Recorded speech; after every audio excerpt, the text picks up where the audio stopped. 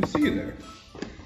Well, welcome to Mr. Buddy and Mr. Walker's math class. Today, we're going to learn about ancient Greek math education, the best thing you will learn all day. So, the Greek mathematics created the basis for math today. For you kids out there that love math, you can thank people like Euclid, Plato, Pythagoras, and Mr. Walker here. If you don't like math, remember all of the cash registers at McDonald's are automated now. In fact, Plato himself exclaimed that each citizen needs to learn three things. The first thing is calculation and how numbers work. The second is how to use and measure shapes and geometry. And the third thing is to study the stars. No, not Tom Cruise and Kate Upton, the ones in the sky.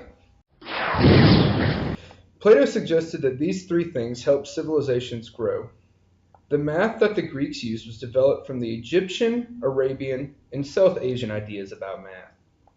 The Greeks spent numerous amounts of research in studying geometry to help in architecture.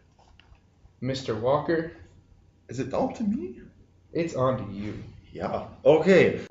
Education varied from state to state, meaning that different states of ancient Greek did not have the same education as the other. For example, in Sparta, youths were sent to militaristic institutions to learn to become highly moral soldiers, while in Athens, they were taught private educations in their home. So, in other words, look at Spartans as like the stereotypical jocks at school, and look at Athenians as like overachievers who want to do everything and learn all the time. Also, math was broken up in two forms back then. The first was taught to artisan and middle classes and was mostly based on calculations. The second was mostly taught to upperclassmen who had time and money to afford the lengthy education that was provided.